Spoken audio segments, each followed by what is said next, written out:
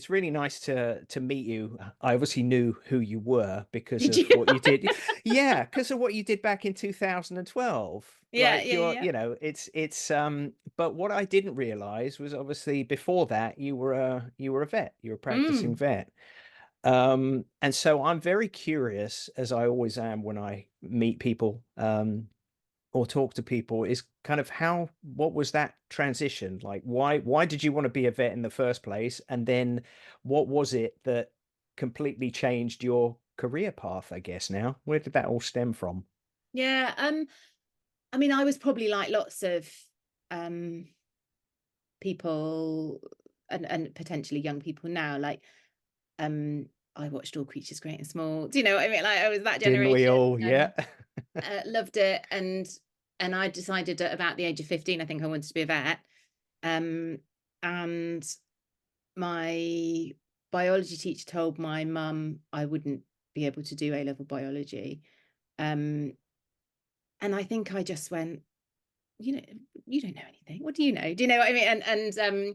And so went and did the A levels, had to work incredibly hard to get the A levels and to get into school, to get into vet school, to get into vet school. Um, and yeah, I don't know. I mean, I did. So I got offered a place at vet school. I And then I took a year out before I went, and I worked for most of that year out in a so I had a Saturday job prior to, while I was doing my A-levels and things, at a local practice, and worked in the holidays and things. And then I got a job at a bigger practice for that year out, and I was working as a vet nurse. And I spoke to a lot of the vets there who were very jaded. Well, I don't know, like they were like, I don't do it. Like if I had my time again, I wouldn't do it. And weren't perhaps as happy as they could have been in their jobs. Other words of And encouragement. but I guess when you're that age, you're like, no, no, no, this is my dream. This is what I want to do. And I was like, no, no, it'll be different for me. I'll be fine. I'll be fine. I'll love it. And I loved being sort of doing vet nursing and all that part of it. Went to college. I I don't know how much to divulge in this and how much you want. I essentially had developed an eating disorder during my A levels. Went to college. It was really difficult. I was experiencing depression, lots of issues. Ended up dropping out of college because I was like, oh, maybe they're right. Maybe this isn't what I want to do. Couldn't decide what else I wanted to do, so went back to college. But then was like 2 years behind my cohort. So I had a bit of a tumultuous roller coaster experience, just sort of getting to qualification. Qualified, uh, took a job that was small because I'd done an equine elective. So I was like, oh, maybe I want to do, even though my sort of all experience had been small animal, maybe I do want to do a bit of equine. Um, and so I took a job that was small animal and equine, but it was like basically a sort of 1.5/2 vet practice. And I thought, well, that'll be great because she'll be really supportive of me and we'll almost have like one-to-one, mentoring and all this sort of thing. And she was um, not hugely supportive, shall we say. Um, I think in hindsight, whether I'm just not the right personality type for the profession, I'm not sure. But I remember one time her going quite early into my job, so my first job, and I had a dog come in, and I was like, she was away for the week or for a few days, and I was like, I think this dog needs a splenectomy. And I remember ringing her, going, "Oh my god, this dog needs a splenectomy. I've never done, I don't know what to do." And her going, "That's fine. Just tie off all the vessels. You'll be fine." And I'm like, and other people in my year group would have gone, "This is amazing. I'm getting to do this on my own, and this is just," and I was just like, "Oh my god, I hated it." Um, so I found surgery challenging. I found being on call challenging. And I think probably again in hindsight, if I'd gone and done an internship or medicine residency or something like that, that would have been much better suited to me. So then I just had a string of jobs that I think I was constantly just looking for much more handholding and support, and it never really transpired. So fast forward, so I graduated 2004. Um, as you said, we spent that year, but so I had sort of two children in the meantime. So had our eldest in 2008 and then our youngest in 2011. So had sort of, time off then, and had gone back sort of very, very part time. So I was doing, sort of 2 days a week, and then I was just doing sort of one weekend a month and all those sorts of. So it was very part time, and that was much more doable, especially without any out of hours and things like that. But and so 2012, I did that year buying nothing new, and that was my completely stolen phrase, eco-epiphany. That was my like, oh, okay, this is a big deal. This is something we ought to be worried about. This is something we ought to be doing something about. And although my individual actions might feel inconsequential, actually there is stuff I can do, and we should all be, I now feel a responsibility to be doing that. Um, and had sort of started blogging and doing all those sorts of things. And then it just essentially sort of reached a point where I was like, I either need to stop whinging about hating being a vet and do some CPD and knuckle down and get on with it. And the um in some regards it's a great career, because especially if you've got kids, you can locum and you can be flexible and all those sorts of things. So I either needed to do that or stop whinging about it and go and do something else. And I didn't know what that something else was, and I was very incredibly fortunate in that we didn't need my income such as it was at the time. It was a nice to have. And so I had, I guess, the flexibility to be able to sort of just stop that, and without a plan, without a way of even knowing if that, where money might come from, because to all intents and purposes I had a blog that had been going for 3 years, and the way back then of monetizing blogs was advertising, and I was like, can't really do that. Kind of shot myself in the foot by um focusing this around consuming less and all that sort of stuff. It felt very hypocritical. So I didn't know if I could make money out of it. I didn't even know if I should. There's been an awful lot of guilt about trying to Mm. monetize what I'm doing, all that sort of stuff. So it was an incredibly long-winded answer. That's so interesting, though. Thank you for being so honest about that. Before we kind of before I ask you a little bit more about obviously that transitional Mm, year in 2012, I'm curious about from the veterinary perspective, because that's really interesting to me.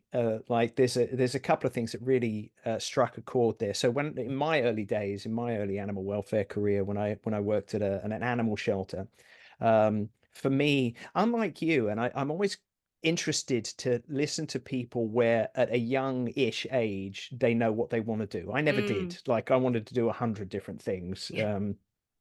And so when I hear somebody that was inspired by All Creatures Great and Small, which of course I watched as is Yeah. everybody else, I always knew I had a love of animals, grew up with pets and things like that, but it never occurred to me to work in animal welfare or any kind of area like that. And so I just kind of fell into a job at an animal shelter. But then when I Yeah. was there, it kind of opened all these doors. And at one point, I was interested in becoming a veterinary nurse, and I went down Mm, a pre-veterinary nursing course. And similar to you, when you kind of described that kind of moment of, oh, I don't know if I could do this. I remember kind of having to like raise a vein and take blood mm. from a kitten, and realized I was not the right person to do that. I couldn't disassociate Yeah, yeah, myself. yeah, yeah. And so it was a real moment of, I'm interested in this, but I know there are better people at Mm, doing mm, it than me. And so I'm very curious to hear from you when you talk about the journey you went through, and you said, if you'd have had a more supportive mm, environment, mm. um, do you think, and again, obviously there's human behavior hat coming on here, but do you think that those kind of surrounding influences, if you have had that support earlier on, your whole perception and journey in veterinary medicine would have been completely different? Or was there something still within you that might have questioned your, whether this was the right path for you? That's super interesting, and like, obviously we'll never know. And so it's really easy for me to say, oh, had I been better Of supported, course. of course I would have loved it, and I would have. um I don't know, but in all honesty, it's easy for me to sit here and say, oh, I should have done an internship, I should have done a residency. I probably wouldn't have got in. Do you know what I mean? I wasn't like exactly a model student. I was, trying to manage a crippling eating disorder and probably, verging on alcoholic and loads of other things. So like I wasn't smashing it out of the park. I wasn't an Mm, honest student. I was, I can't, I look back now and I can't believe that I managed to graduate with everything else that I was sort of dealing with and going on. So, it's really easy to say, oh God, if I'd had, chances are I would have applied for an internship and been rejected and been absolutely devastated by that. mm, Um, yeah, I just don't know. I do think that I don't know if the veterinary profession is unique, but the fact that and I'm sure it has changed in the 20 years since I graduated, but we graduated, off you go. Do you know, like there was I don't think they even had. So now there's a sort of set of core competencies and there's various things that you sort of have to do as a new graduate and things like that. And that wasn't that, like, so I could have, and then I found myself doing like major abdominal surgery within, so I hope that the profession in that time period has got much better at supporting its new graduates. But when you compare it to, for example, medicine, when medics come out of university, there is an incredibly structured and rigorous career mm, path. And yes, I know that they lack a lot of the support at crucial times and that sort of thing. When you see, junior doctors just abandoned on wards in the middle of the night and all that sort of thing. So I'm sure it has its own set of problems, but um, I do feel quite strongly that as a profession we let our new graduates down mm, in some practices. I'm sure that there, now with many more corporates and things, there's much more sort of structured graduate programs and those sorts of things in those areas. But I think it is very much dependent on getting the right practice and getting someone who, for someone like me, I needed someone to take me under their wing, mm, and to sort of do stuff with me and then sort of, be in the background while I'm doing stuff, that very much sort of staged thing rather than an off you go. But as I said, there are other people who I knew in my year who would have absolutely relished that and loved that and mm, thought it was amazing. So I guess it's again, from a psychological human behaviors perspective, it's about being able to tailor the support that is available to the type of person. And I had no awareness, I think, of what I needed and the type of personality I was. mm. That's really interesting. It's that adage of, do people choose their profession or does the profession choose the person? Mm, And I'm always curious about that and how much you can adapt to the environment that you're in. But obviously that's quite a long time ago now. mm. And you've gone in a completely different direction. And so uh, this year that you took of not buying anything in 2012, um, I read that this was as a result of reading a magazine article. And so what was it about that? Because I'm sure many hundreds of thousands of other people read the same article and didn't go, I'm going to completely Yeah. overturn my life and bring my family along with the ride. You had a child that was like a year old as well as the older one. Is that right? Yeah. So the kids were, we did it in the September. And so our eldest turned 4 in the October and our youngest would have been, yeah, about 1. Mm, Um, so I think I was consciously or subconsciously, I was looking for something. Do you know, mm, like I said, I decided at 15 I was going to do this. So then focused I wasn't naturally mathsy or sciencey or anything like that. Those aren't the A levels I would have chosen to do if I'd had free reign. I would have been much more sort of humanities and all those sorts of things. Um, so, but I think I sort of suppressed that, to then go and do the sciences. And I wouldn't really have said I was a particularly creative person. But then um, after having our eldest, I randomly decided I wanted to learn to sew. And, having never, I didn't even know, I didn't have a sewing machine. I'd never seen one. I didn't know how it worked. All those, like I was literally that basic. So went and did that. And I think that was a start of a sort of, this sounds really pretentious, a creative journey. Do you know what I mean? Like I discovered this other side to me and like I did enjoy doing this and I did. So I sort of got quite into the sort of crafty side of things and then was thinking about starting a blog around that, and around get this idea of like upcycling, and making things into something new, and all that sort of stuff was quite appealing. Um, and then I said, I just discovered things like Free Cycle and Free Girl, and those sort of, where you could just go, and like people were just giving stuff away, and you could just sort of like get things that, and give them a new home and give them a new life and all that sort of thing. And then I read this article and I just thought, well, that would be quite a fun challenge. That's how naive I was. I thought that'd be quite a fun challenge. I wonder if we could, I wonder if we could do that. I wonder if we could have a go at that. And, and I could do this blog thing that I've heard about, at the same time. So yeah, just sort of, stumbled into it. And it wasn't through a sustainability lens. It wasn't through, I genuinely hadn't really given any thought to where we bought stuff from, other than where we could get it cheapest, when it was on sale, all those sorts of things. Really hadn't made the connection.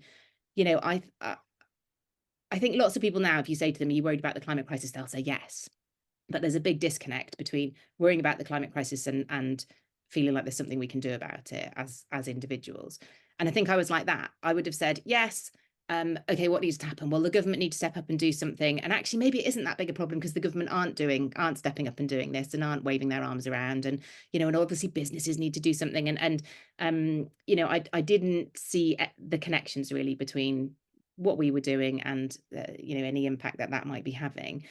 And I think just by having to slow down, because you can't just get what you want when you want it, it I don't know, it was just a sort of almost inevitable leap to then start thinking, well, where might this have come from, and who might have made this, and what could we do differently? And then, another leap of like, well, what am I going to do with this once we no longer want it? Because that we all think about recycling and trying to reduce our waste, but actually the we need to turn the tap off or turn the tap down of the stuff that's coming into the house. That connection, again, it sounds really naive, but I hadn't made that connection, that like what we bring in ends up having to go out again. So it was a real, like, literally opening a can of worms, and very often wishing I could stuff them back in again. But once you've looked, you can't unsee it, can you?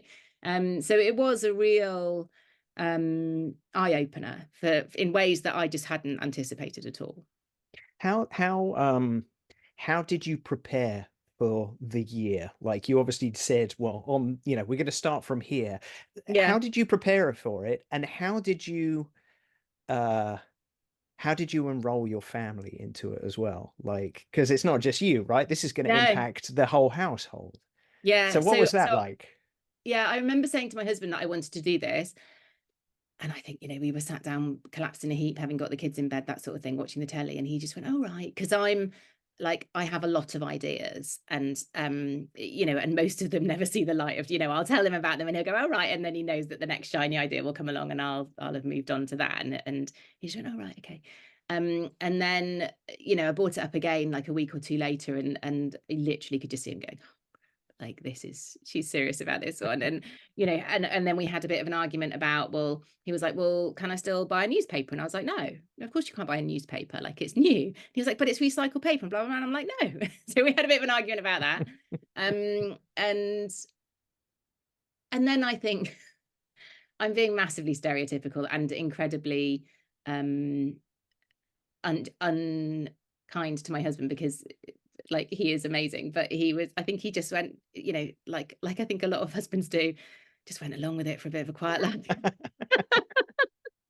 I have no idea what you're talking about, Jen. No idea at all. And then the kids, like, they're at that age just as excited about a, air quotes, new car from a car boot sale as they are from Mm. a, they didn't really kind of get it. I had this idea that we'd do this year, and at the end of it we'd have these two real kind of anti-consumer, kids who were very clued into when they were being manipulated to buy stuff, and of course they're not. They're just a, by that point, a 5-year-old and a 2-year-old or whatever. Uh so getting them on board was relatively easy. The biggest, I guess, stumbling block was then when, so we did it September to September, and towards the end of the year my eldest was due to be starting school. So then we had school uniform, and I was like, oh, oh goodness, like what do we do here? And I must have posted something about it on Facebook. And unbeknownst to me, somebody read the blog who was local and had a child at that school and happened to manage the secondhand uniform service, which I had no idea even existed. Hmm. And I got back, and outside my gate was like 2 bags of school uniform and, pre-loved school uniform. And I like literally cried. I was just like, people are so kind. Um, so, yeah, I think the older your kids get, the more difficult it becomes because they're aware of what other people are doing, what is perceived as normal, what is cool, what is not cool, all Mhm. those sorts of things. So actually we repeated the year um in 2022 because I was like, it's 10 years on and it will be a very different experience doing it with the kids. And but I said to them, do you want to join in? I gave them the choice.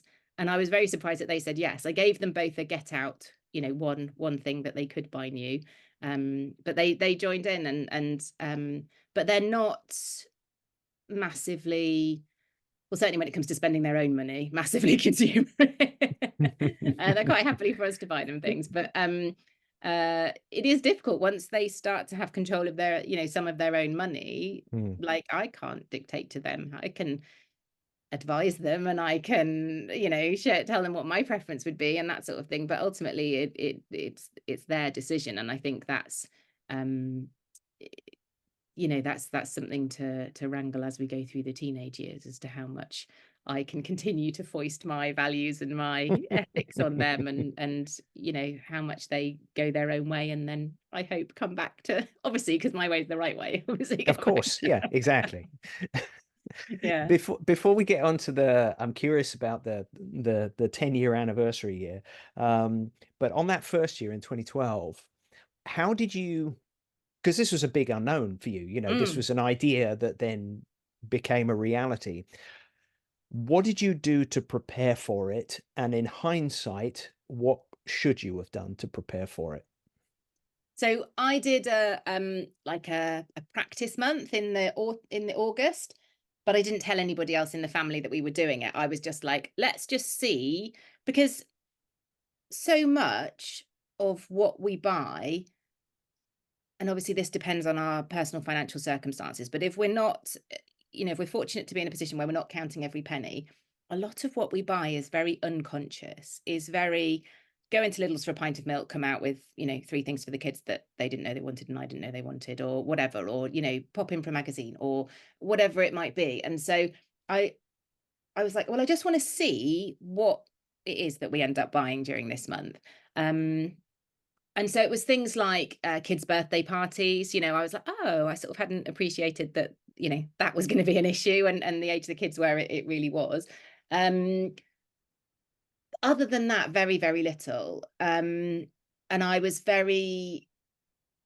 conscious that I didn't want to spend that month hoarding stuff, buying all the stuff that I thought we might need during the year and all that sort of thing. I was also just vaguely terrified is not the right word. I just had an anxiety that, we'd hit at midnight on the first day and everything would stop working. All the white goods would break, the telly would break, all that sort of thing. But obviously that didn't happen. So yeah, I did do a huge amount. But just that's just I'm winged it. very like that. I just so in during lockdown, I did a like an online festival and I decided I was going to do it. And then 2 weeks later it was happening. Like if I give myself too much of a lead in time, stuff then won't happen. I have to Mm. just sort of get on and do it. That's really interesting. W- What were the rules that you created? Like, obviously, when you're talking about buying something new, I'm presuming that excludes food. Ye- Um, so, but what was in and what was out? How did you Mm. define what it was that you were doing? So yeah, we said we could buy food. We could it's not green. I mean, I think you would struggle to be self-sufficient in the UK, Yeah. regardless of how good you were and how much space you had it growing. So yeah, we could buy food, we could buy medicines, we could buy consumable stuff like deodorants and stuff like that. I also said we could buy underwear. I don't think we did during the year, but it was just like, if we needed to, we could buy underwear. Um, Shoes for the kids, just because like it's so weird with kids' feet and like um the worry that, my little project, my little fun project would mean, I inadvertently squeeze their feet into like awful shoes and, then, what is it, that Chinese like foot binding thing? They'd Yeah. 10 years later, they'd have like tiny misshapen Walking feet around because of, on yeah. hooves, yeah. So that, but then it's really funny, my illogical attitude to secondhand shoes in that, I was like, oh, well, we need to buy the kids new shoes because we want to make sure they fit. But then quite happy for my youngest to inherit his older brother's secondhand, it's weird, isn't it, the way our minds work. So he said we could buy kids for the shoes. And then one of the other things actually that came up during that sort of test month was, I think the car needed new tires, and I was like, well, we can get pre-worn tires, and my husband was like, no, no, like, so, you know, things where there was, I guess, a safety element to it, Mm, or like if something broke in an in a, I think the shelf, the door shelf in the fridge fell off and smashed. And it was like, well, we're not going to buy a whole new fridge just because we need a new, or a second-hand new fridge just to replace. So we, it's fine to get sort of new replacement parts for things. And those things didn't happen mm. that often. But yeah, it was quite. I did. There was definitely wiggle room in there, and I think that's, I always say to people who might be thinking about it, that's part of the joy of it, is that you want to make it a challenge, but you also don't want to make this so difficult that within 3 weeks you're like, oh my God, I Mm. cannot do this. Like, this is awful and we're all miserable and suffering. That's not the point of it. The point of it isn't to be miserable. The point of it is to just have a go and see. And I guess it's like anything, isn't it? Like, just have a go and then keep going for as long as you can. And then if something happens that it wasn't necessarily about the not buying anything new. It was actually, what it comes down to is making more thoughtful decisions about what you buy. And Mm. not buying anything new forced us to slow down and therefore make more thoughtful decisions. So it's, I don't think if anyone else is sort of having a go or anything, it's not a failure if you end up buying something new, because hopefully you've made that a very informed decision, and then you're back on the wagon and looking for things Mm. secondhand. So it isn't, um, yeah, it's just about being a mechanism to help us slow down, I think. Did you, at any point catch episodes of The Good Life and see yourself in it? Yeah, my dad used to have a massive, didn't everybody's dad used to have a massive crush on, was it Oh, mine Felicity? did. Felicity Kendall. Yeah, my dad did as well. Yeah. No, I mean, we weren't, you know, I can't remember if we had, no, we didn't have, we have had chickens in the intervening decade, but it wasn't. I mean, things like repairing stuff, like mending. Yeah, the like, massive cliche, like darning socks, ended up doing that. And but it's, I don't know, it's massively satisfying. Like, and it's weird, isn't it, that we perceive something like what we did as a sort of hippie-ish, slightly bohemian, um slightly laughable thing to do, because it's so countercultural, isn't it? Like, I was asked, I think it was while the year was still going on, but I was asked to do a TEDx talk. And I used to hate public speaking. It was my, like most people, biggest fear. Hated it, would go bright red. And but I'd said to myself at the start of the year, like, I'm just going to say yes to any opportunities that come along. So I said yes. But the theme for the day was everyday radicals. And I was like, what are you on about? I'm not a radical. I'm very much, I like a rule, and I tut and moan at people who park, outside the white lines and all those sorts of things. But actually that realization that what we were doing was and is a really radical act in this very, very consumer driven society, whereby everything is, um our status in our local, in our communities, in our families, is based on how much crap we're buying, and how much we're spending. So I was just, that that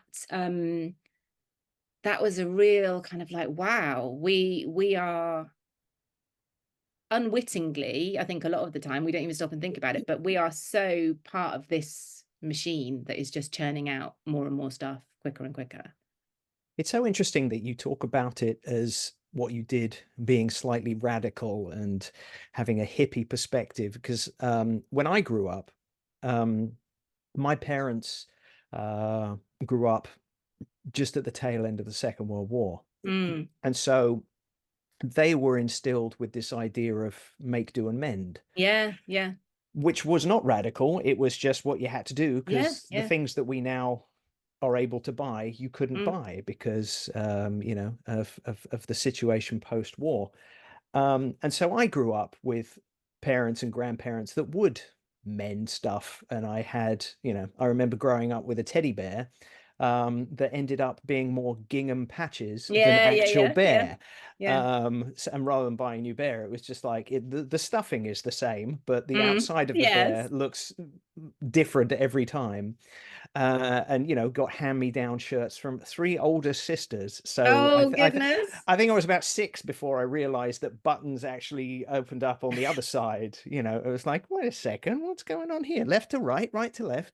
So yeah, it's strange that over not that long a Just a period of couple of time, generations, isn't it? Yeah. yeah, that we've kind of almost gone back to seeing the value in, or maybe it's starting to see the value in this, but it's still not seen as normal. No. And it's yeah, I guess we'll get back and see where we are in a few years' time and see how much more normalized this is. Yeah, I mean, it's so my parents were, um when were they born? Sort of 50s, early 50s. Um and I guess, whether there was then you had that generation who had experience of the austerity and things of the war years and that sort of thing, and whether there was then a kind of pushback, because my parents certainly weren't, um with that make do and mend mentality. Like, they enjoyed the freedom to be able to, fully Thatcherite, baby boomers enjoyed the freedom to be able to buy what they want, and you know I don't think there was any thought as to the fact that this might have a negative consequence at any point during that at that time. Mm, And and still the prevailing economic thing is we must continually grow as an economy. Like, we absolutely can't do that if we think about the planetary boundaries that we have, but that is still the prevailing economic, that we just must continue to grow. And so it's the message is that by buying and supporting the economy, you're playing your role. You're being a mm. good, our role is as a consumer. And I think that's something that, um, uh, we need to be aware of and potentially push back on a little bit. Absolutely, growth at the expense of everything. And Yeah. I was reading something recently about the way that growth, from the point of, as you're talking about, a global system, has been misappropriated to really just mean economic growth Mm. as opposed to Yeah. growth in other ways, and Yeah. that's why we're kind of in the state that we're in. Yeah, I mean, Uh, GDP was never invented to be used in the way that it has. The guy who came up with the idea, like, he didn't. This isn't what he. I think he warned against it being used in this way, and it's become the measure, hasn't it? Of But exactly. there's quite an interesting move, looking at sort of well-being economies and that sort of thing. And there's a well-being alliance, I think, of governments around the world who are signing up to it. Predominantly, I think at the moment, governments that have women leaders are the ones that are signed up to it, which is quite interesting. But yeah, and like Kate Rayworth, I don't know if you've come across her work with sort of donut economics and this sort of thing, Mm, and this idea of trying to work out, yeah, how we provide for everybody and stay in the constraints of the sort of planetary boundaries and things like that. But yeah, I mean, that wasn't on my mind in 2012. It's funny where you end up being taken. exactly. And obviously that led you to, Sustainableish and everything that you're doing now. But before I kind of pick up on that, I'm very curious, on the 10-year anniversary, what were the differences that you noticed in regard to how easy or hard or different it was to do what you did for a second year, a decade later? So much easier. I guess just because that mindset shift has already taken place. So, in the intervening years, we're far from perfect, but like, for example, I haven't used Amazon for 5, 7 years. It's just not on my radar. I don't even think about it. I just don't use it. Whereas an awful lot of people, that is just their absolute default. Probably buy something, I've spoken to people who like literally use it every day, buy something every day, have something arriving every day. So I guess there wasn't that sort of big mindset shift, but also, I mean, like, Vinted has completely transformed the secondhand market, I think, especially when it comes to clothes and things, because, and also I think because during that first year, I randomly decided I was going to blog every day about it as well. So I was very aware that if I just went, oh, I got it on eBay, oh, I got it on eBay, oh, I got it on eBay, that was very dull reading. So I Mm. really made an effort to go to charity shops, to go to flea markets, to go to auctions, to go, and to explore lots of different ways of finding what we needed, and, to be mending stuff and all those sorts of things. And I was learning lots of new skills like the mending and all those sorts of things that I'd never done before. So this time round, I was less bothered about trying to make it interesting for other people to be following along with. So if we needed something, we just went on Vinted and got it. And it's so much easier to find what you need on Vinted than hope it's in, the 4 charity shops in town, or wait for an auction to finish on eBay, and all that sort of thing. So that completely sort of transformed it. And I think I was less strict about it. I was less, I can't remember what I needed, something techie, I think, that was going to be really hard to find. And I was just like, oh, well, I'm going to have to get it new. Do you know, like, it wasn't like, oh my God, I failed in my whole entire mission. Whereas I think in that first year, I was much more kind of like, oh, this is really, so it was much, much easier. And I mean, what I was completely surprised about was that by when I first started, I had no social media audience, all that sort of thing, and obviously, like, social media has transformed in that decade as well. But so I said to my community, like, I'm going to do this, nothing new in 22. Anyone want to join me? And I can't remember how many people were, but like hundreds of people joined me. I thought it would still be this relatively niche, slightly weird thing to do, but there was a real appetite for it, and people were really excited to join in with it, which it completely took me by surprise, really. That's so amazing. It's it clearly captured the imagination of those people, and the fact that you were the one that was kind of pioneering it, and they could not feel alone in doing it played a Yeah. huge part in that. But when you so when you made the conscious decision to dive into this full time, so to speak, which was, I think you said, sort of like a few years after that So first yeah, I think year. so as a vet, you have to be registered with the Royal College, and you you can register as practicing, so someone who's actually working and doing veterinary practice, or non-practicing. And 2015 was the first year I registered as non-practicing. I was like, okay, I'm hanging up the stethoscope, but yeah, so that was the first year I didn't practice. And when you did that, did you, obviously you had the blog, you had a bit of a following, you kind of had this idea, but did you have an idea of how you were going to evolve this, or was it again a case of opportunistic, see what comes along, just kind of play around with it and see what doors open, or what I'm interested in doing? Yeah, and I was so lucky to have the freedom to do that. It was very much the latter. And I'm, I'd love to say I had a business plan and I knew exactly what my income streams were going to be. Like, absolutely none of that. I had no idea, really.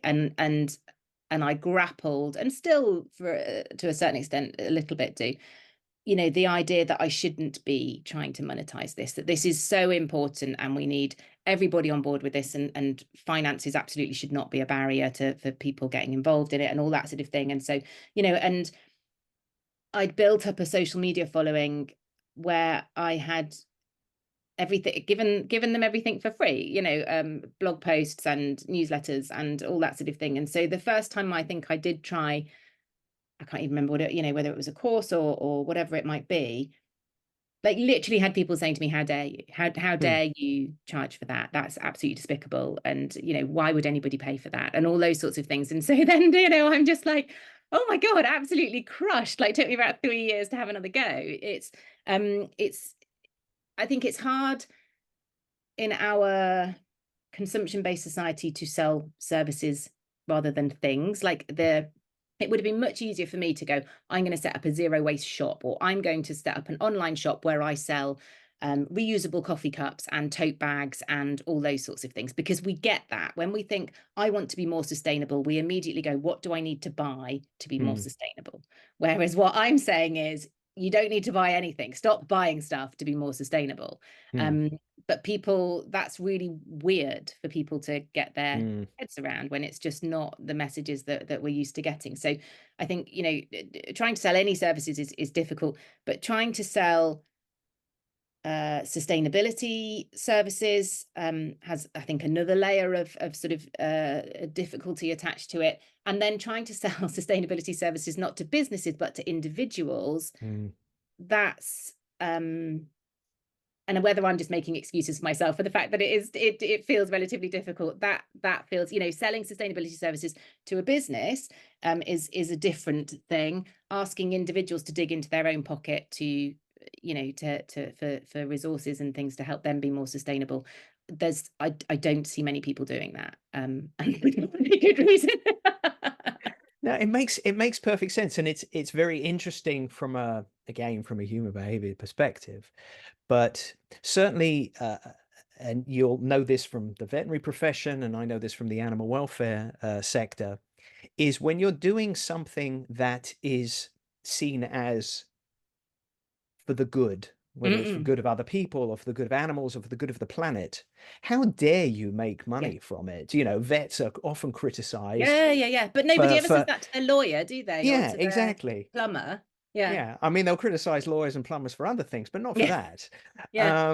And so it's a very interesting perspective that, if you're doing something that's for the good, then that should be the reward. You shouldn't be paid for it. If And you are, actually, you the shouldn't be people we paid as should much be as anybody else. the people we should be berating for daring to, is the bloody CEO of Exxon or Coca-Cola, or like, nobody's berating them for making, billions of pounds. But little old me who's trying to, probably get up to minimum wage, how dare I? How dare Yeah. I? And it's also difficult. I liked what you said there about, people. It's much easier to buy a thing that makes you feel like you're making a difference than to make a difference without buying a thing. It's much Mm, easier to kind of, as you said, swap a plastic bag for a tote bag than look at a way of not using a bag at all or digging something out that you've got. mm. It's weird, and I guess it's even harder for you because if your whole message is don't buy anything, and then you tail that with accept the thing that I'm selling you, which Yeah, is the except my course. book or Exactly. It's like, okay, wait a second, this doesn't yeah, ring yeah, true. yeah. I can see how that would cause problems, but I guess, as with anything like this, the people that are going to criticize it are the loudest voices anyway, Mm. right? And somebody said to me recently, and I love this phrase. It doesn't make it any easier, but I really resonate with it. That the negative comments stick like Velcro, and the positive ones slide off like Teflon. It's um, and I am, again, with growing self awareness, very aware that I do take criticism incredibly personally. I do take it, and the logically, that not everyone's going to love you, and that's okay, and all those sorts of things, but it still really hurts when you see stuff on, on social media, or you get an email and things. It is really difficult. Yeah.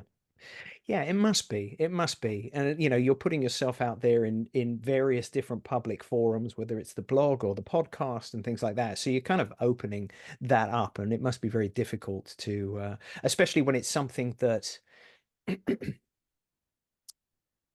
so many people are just gonna want to push against because, as you said, it's kind of still seen as, radical and, what are you doing, you hippie, and that I, and kind I of thing. think at the moment it almost feels like we're moving backwards. if you think back to, like, even just a couple of years ago, like COP26 and the excitement there was around that, and um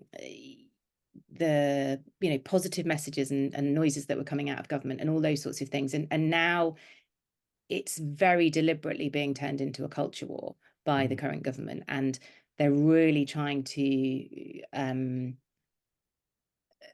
make this into a political issue. And so it feels like we've at a time when we should be moving forwards as fast as we possibly can, we're actually going backwards in terms to people's attitudes to it. um Also, we've got a cost of living crisis, businesses are facing increase, so sustainability understandably slides, or on one hand understandably, on another hand completely ununderstandably slides down people's agendas. And and then on a for people taking personal action, when you see the government coming out backpedaling, actually with a very sort of almost anti-net zero rhetoric, all that sort of thing, you start, well, why should, and when you see Rishi Sunak and Grant Shapps taking private helicopters here, there, and everywhere, why should I make the personal sacrifice of Mm. changing where I holiday, or trying to get the kids to eat a veggie meal, or whatever it might be, when these buggers aren't doing anything and don't care? And like, it's quite a difficult, challenging environment, I think, at the moment. Yeah, it definitely is. And there was,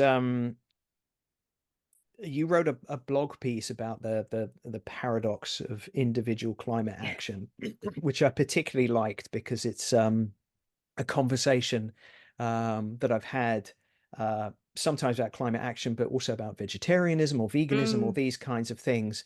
And you kind of touched on it there, which is like the big change needs to come from industry and government and policymakers and things like that, because once you change the environment, people have no alternative but to mm. work within this new, more sustainable system. And so yeah, that often people rightly go, well, yeah, but what can I do? And obviously there's Mm, always mm, that, a plastic straw is a plastic straw, is one plastic straw, said 6 billion people. mhm. There's so it does make a difference. But I particularly liked what you said in the blog, which is it's not just about what you do as an individual, but what multiple individuals do that then cause that kind of ripple of influence. And that's such an important behavior change trait, because what we're talking about is the influence of other people, which we know is And particularly social norms. powerful. Yeah, Yeah. exactly. And so when you look at what you've done over the last 10 plus years, you've obviously played a part in that. Are you surprised at um your level of influence? I'm going to say influence now, because you have a podcast that's been going for 177 episodes. You've got a couple of books. You're a spokesperson for this issue, and clearly you have a following, and you've touched a you've hit a chord with this. And despite what you said about we're in trying times and there's an economic crisis, and this issue has been polarized, I'm presuming there's still an optimism there, and you actually are seeing that there is still cause for hope and doing the right thing. Yeah,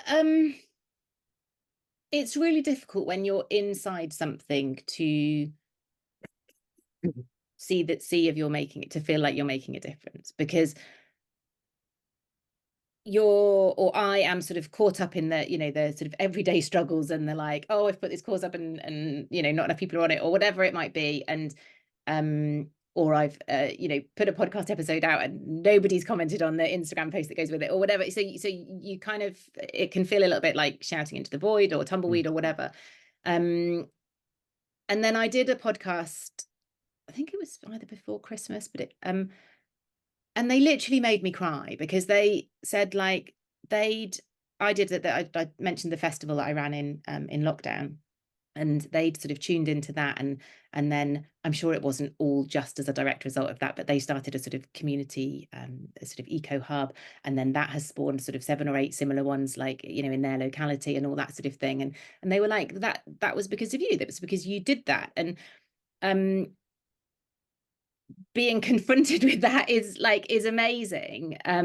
but you don't, and I say this to people in my community all the time, so often we don't see those ripples. Like, so we'll do something. It doesn't have to be a podcast or a blog post or anything like that. So a great example, somebody in my community, she posted and she said, I've just realized 4 years ago, we were the only family on our road that walked to school. And now I've just looked around and there's 4 or 5 families that walk to school. And one of them said, we saw you guys walking and we thought we ought to have a go as well.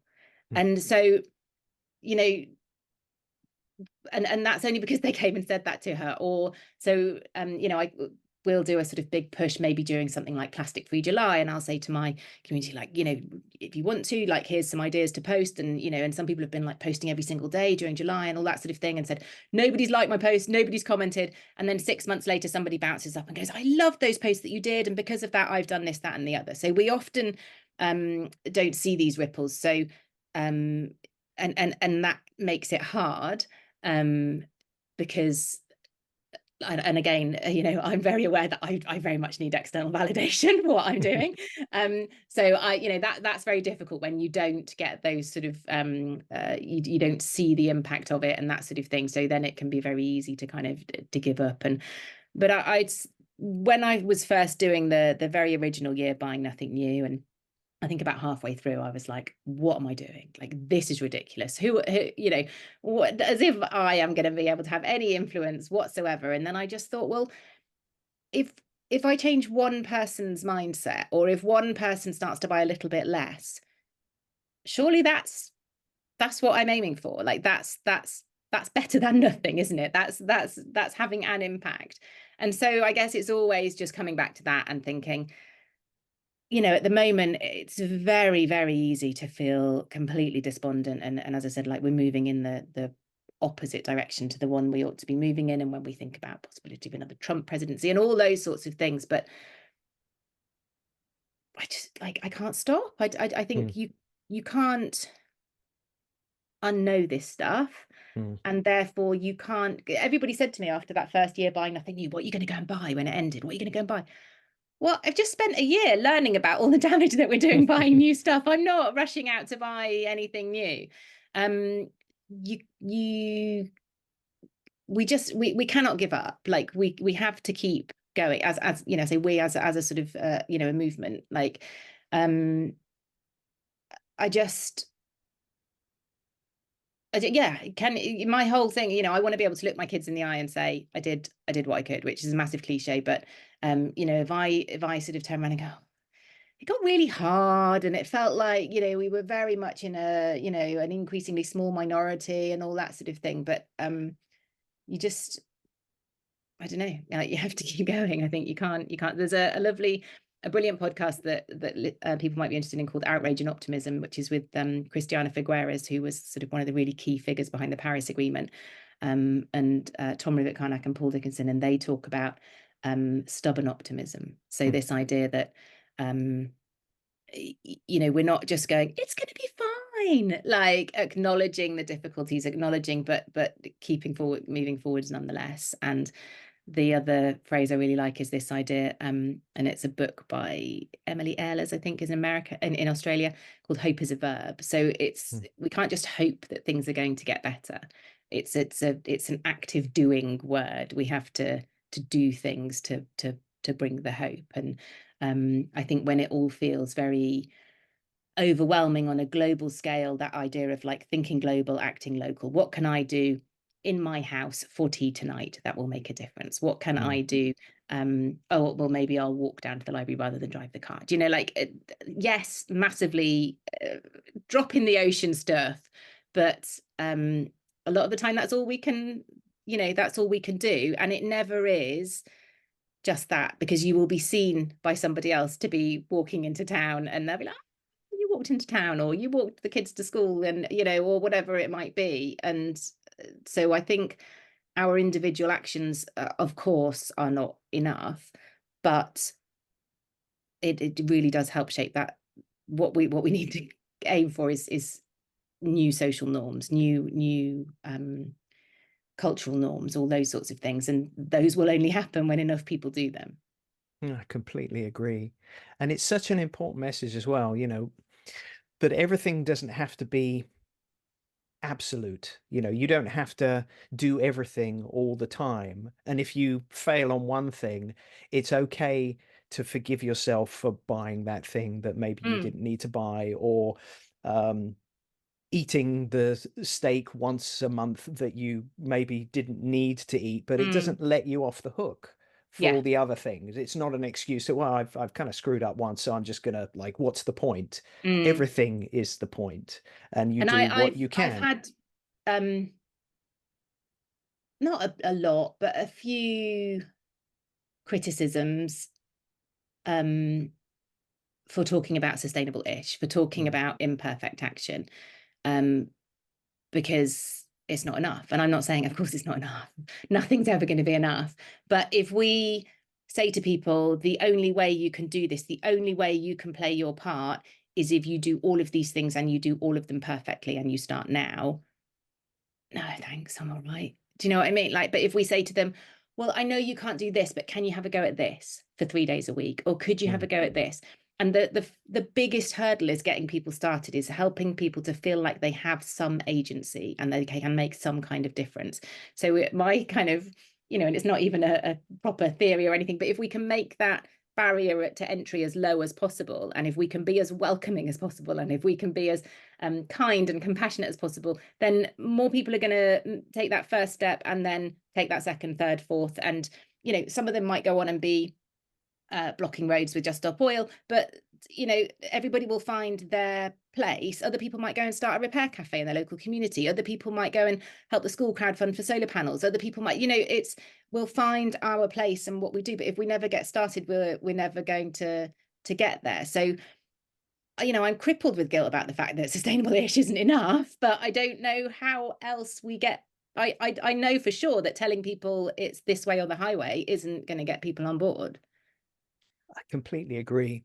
You remind me of one of my the best descriptions I ever read about sustainable eating practices, which was by Jonathan Safran Foer in his book Eating Animals, and he's talking about this idealized view of, if half the world was vegan or vegetarian, the impact that that would have on animals. Um, but then if half the world's meals were vegan or vegetarian, it would have the same impact, but one's achievable and one isn't. Mm, And I really liked that analogy, and it really is exactly what you're saying. It's, if the goal is to get more people to do things, then that in itself makes a difference. And not everybody needs to be perfect. Nobody mm, can be perfect. You're setting yourself up to yeah. fail if you think that you can be. But it's about, as you said earlier on, it's about making those conscious, thoughtful decisions that are going to have an impact. And as you said, the unknown ripple effects for everything that Mm. we do. But then I think we're also held back by um, the perception that we need to do it perfectly. So that stops us wanting to start. And then the perception that, if we dare to sort of stick our head above the parapet and say, I'm trying to be a bit greener, or I want, I'm actually really freaking out over here about the climate crisis, I want to do something. And then instantly you get bashed. Well, I saw you get accused of hypocrisy. It's the classic Just Stop Oil protester being accused of having a phone or wearing a tabard that's Hmm. been made from plastic. Like, we are all part of a society, and a society that is predicated on consumption, that has grown off the back of fossil fuels. That is, we cannot step out of that society. So we're all hypocrites. There's a lovely I don't know if you follow like Jonathan Pye. He's a sort of comedian Oh, yes. satirist guy, and he did this great video, and I think it was when the first XR sort of protests were in sort of 2019.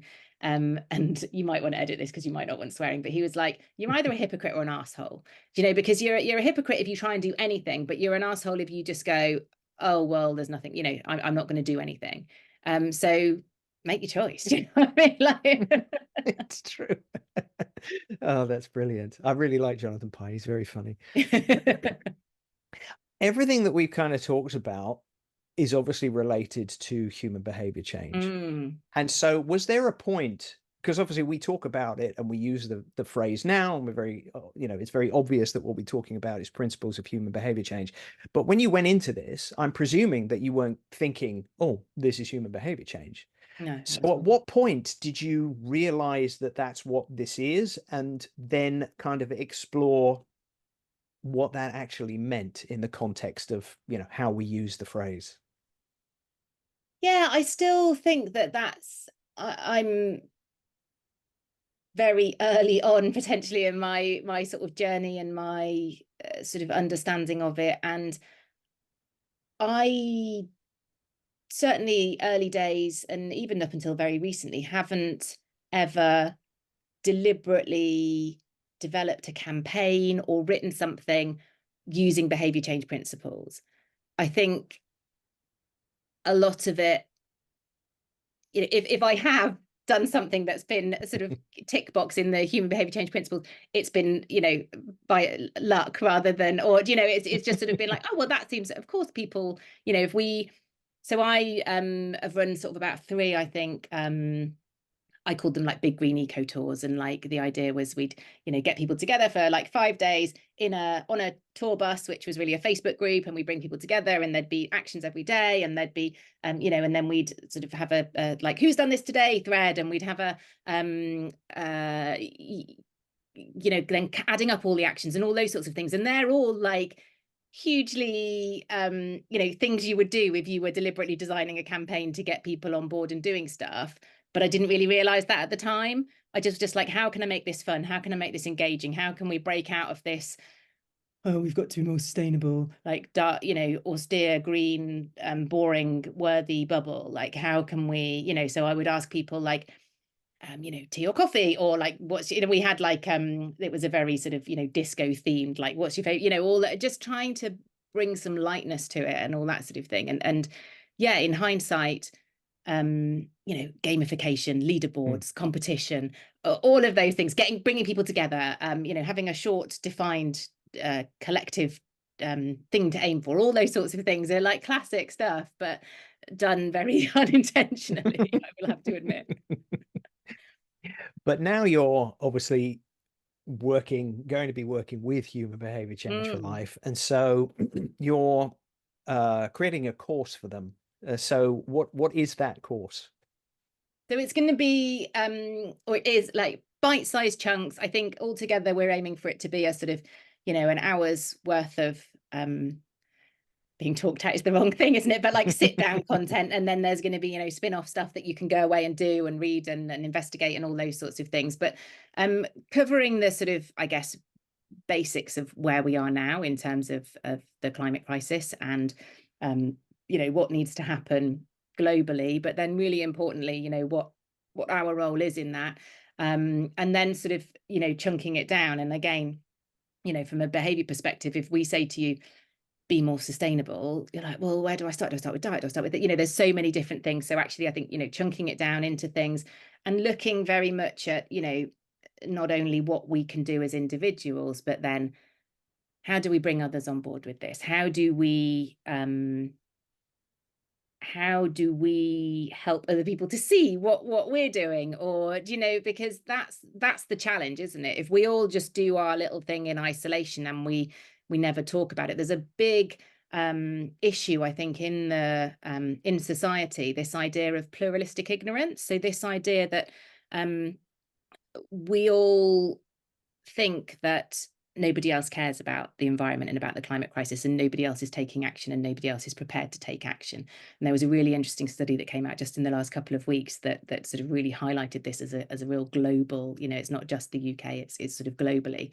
And so actually, if we can all be a bit braver, talking about how we feel about it, talking about our concerns, but then sharing the things that we're doing imperfectly, the little things, inviting other people to come on board with it, like that helps to sort of break through that bubble, if you like, of pluralistic ignorance and things. So really focusing on that, really focusing on how can we individually feel a little bit braver to do that? What are some of the things we can do individually? But then trying to put that into the context of our workplaces or community groups that we're involved in or volunteering that we're doing, like how might we be able to apply these things, and what might we be able to do collectively to come together to create more change. And it's that sort of, I would always get it wrong, the sum of the part. I don't know. Do you know where it's bigger than the little The sum individual of its things? parts, yeah.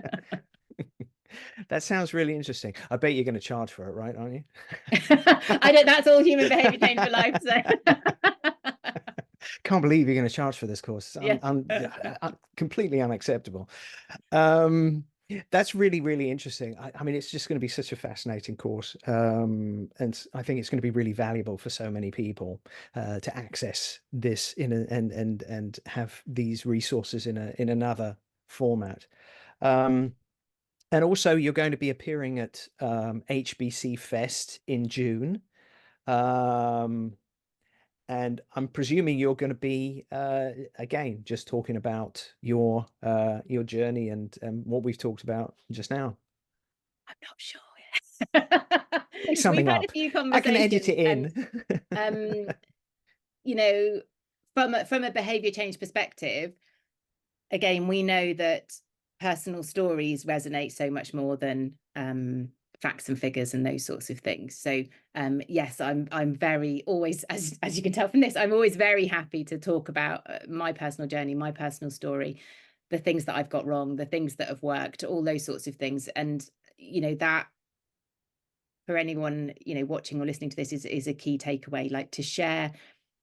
When I there's another course I run called Carbon Literacy course, and I encourage people to sort of talk, to talk and to share what they're doing and all that sort of thing. And the reason lots of us don't talk about what we're doing is we feel like we don't know enough. It doesn't matter. Like, you can share your journey, you can share your eco epiphany, you can share what got you started, you can share your 3 quickest, easiest swaps, you can share your people often resonate with sharing your biggest failures as well. Like, people really love to hear about that. So you might not think you have a journey or a story, but you absolutely do. And we will resonate with that so much more deeply than if you started sort of spouting facts and figures to people. So you don't need to know them, but you do need you don't need to, but being able to tell your own story is really popular. So it's really impactful. So yes, I will undoubtedly be sharing my own story. I'm always very uh whenever I do something, I really want people to take action at the end of it. So Mm, undoubtedly there will be some kind of, like, almost learning element, or hopefully I tend to sort of scattergun people with ideas and that sort of thing, and then say, right, what are you going to go away and do differently? And I don't care how small it is or how mm, imperfect it is or that sort of thing, but I really want people to go away having read the book, listen to the podcast, to come and see me speak, whatever it is, and just do something differently or have a mm. conversation. Because otherwise, it's been nice, but, like, nothing changes if nothing changes. So really hoping that yeah, people will be inspired by my story, but then think about how they can then step into that themselves to, Mm. you know, again, sounds really pretentious, be the change themselves. Last question. Um, Sort of two-parter, I guess. So considering all we've talked about, everything that you've kind of evolved and done over the last uh, more than a decade now, um, what are the key things that you think you've learned, and what are the key bits of advice you would give? I know we've touched on probably both of these all the way through, but kind of summing them up. Um, yeah, so I think from that original year, my key learning from that was it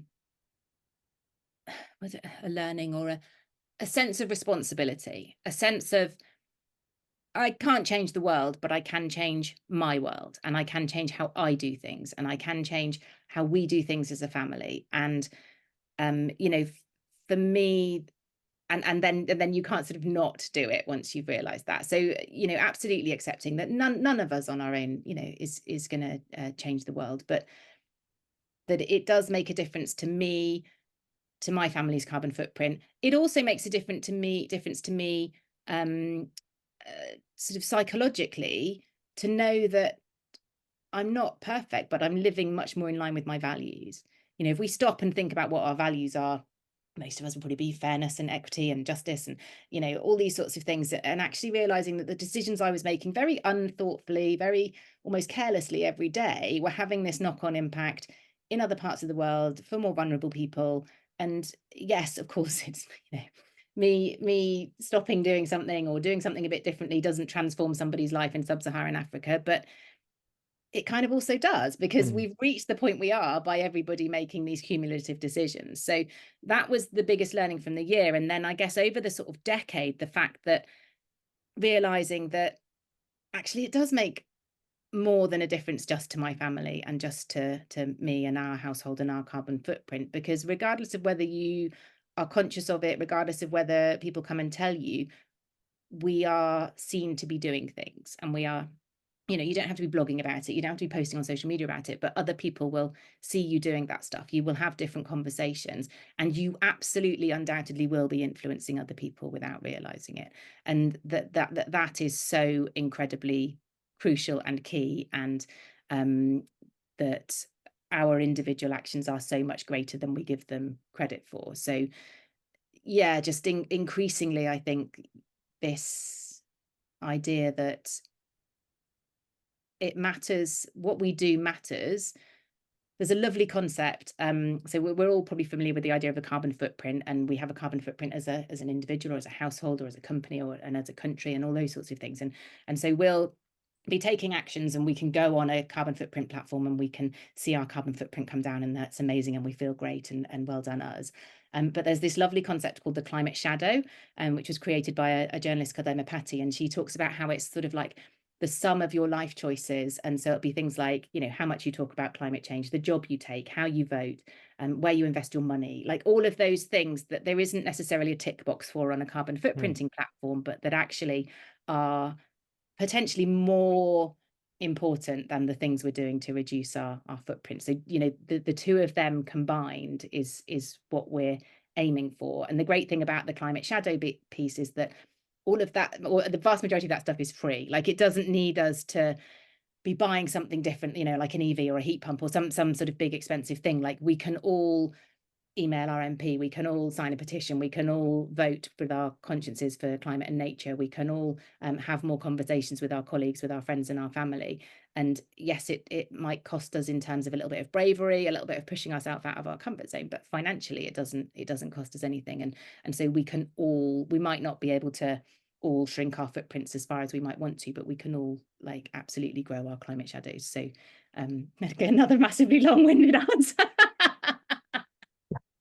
But that's so I love that. Like, I'd not heard the phrase climate shadow before, but And it's some people don't so. like the shadow. They don't like it because they think a shadow is sort of, so you could call it your climate glow or your climate influence or whatever you want. But that idea that it's something plus. Do you know what I mean? It's footprint But it makes plus. so much sense as a shadow, because it's kind of like that thing that follows you Follows you around, around. Yeah, that, yeah. yeah, that you don't really And it's bigger notice, than but you it's are. Can be bigger exactly. than you are. And yeah, I think that's fantastic. I love that, because that's something literally, everybody can do something as simple as that. And every, as you said, Mm. every conversation that you have, every decision that you make, large or small, um, it has that ripple. This is, thank you so much for this, Jen. This has There been was there was really. something else you said, and It was it was, what top tips advice or would you oh, give? advice? Advice, which kind of, like, Yeah. the So I climate guess, shadow thing was there, but I mean, do you have any other advice points, for practical things that people could do?